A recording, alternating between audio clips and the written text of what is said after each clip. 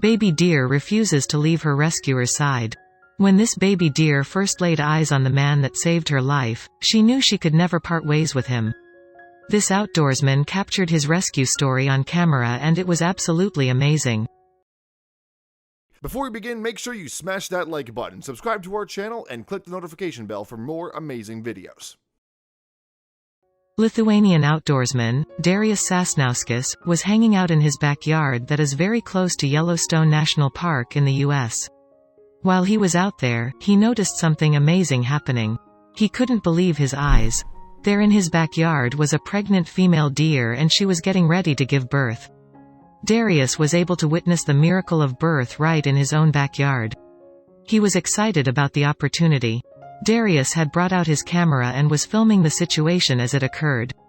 That's when he noticed something incredibly heartbreaking. One of the fawn was injured.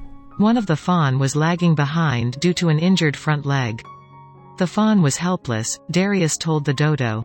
She was just born earlier that day, and still had some blood on her belly. The fawn continued to struggle to keep up with its family. Eventually, he just couldn't keep up and was left behind by his mother. "I do not support keeping wild animals as a pets," Darius wrote in the caption of his video. But this was a special situation. With so many predators around, she had no chance to survive on her own, Darius wrote. So Darius decided to step in and help out. He quickly brought the fawn into his home. She was very hungry and had no problem with any of my pets. For the first week, she slept by my bed on my shirt, and the shirt became very important to her, Darius told the dodo. She had to have it to be able to sleep. Since it was her leg that was giving her trouble, Darius came up with a perfect solution. He quickly put together a splint from an oatmeal box. This would help keep the fawn's leg in place. Darius also took the time out to feed the little fawn every 4 hours. "I had to do some internet search and reading to be able to understand how to raise a fawn. Get up at night to feed her every 4 hours, and clean her after," Darius said. Soon enough, the little fawn began to learn how to walk on her own. This helped boost her confidence a lot, and soon she was happier than ever. She even began to share a very close bond with Mac, Darius's 1-year-old, Bernese, mountain dog.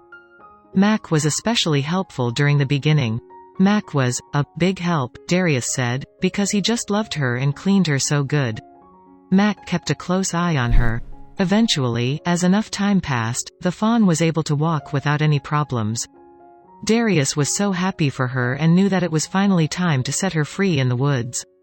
So he had everything planned out. "She's already used to me, and she follows me, but nobody can replace her real mom."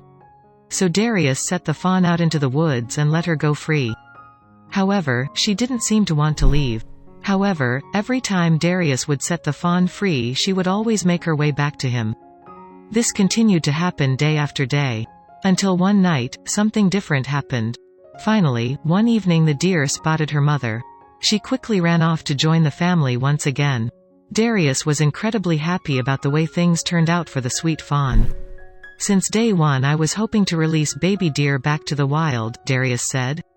Finally, Darius was relieved of his duty to the fawn and was happy about the role he played in her life. However, he hoped that she had not grown overly attached to him.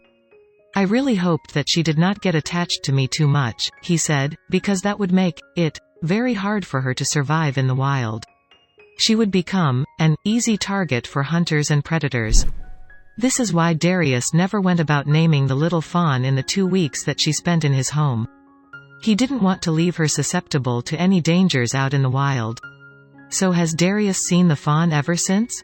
"I've seen the family many times after release, also seen them recently in the fall," he said. "The mother deer usually does not go too far from the place where she feels safe, so she stays around the area." In an email to the dodo, Darius concluded by writing, "It is a very, very good feeling seeing them safe roaming around. It's amazing to know that thanks to Darius this little fawn was able to live a full and enjoyable life."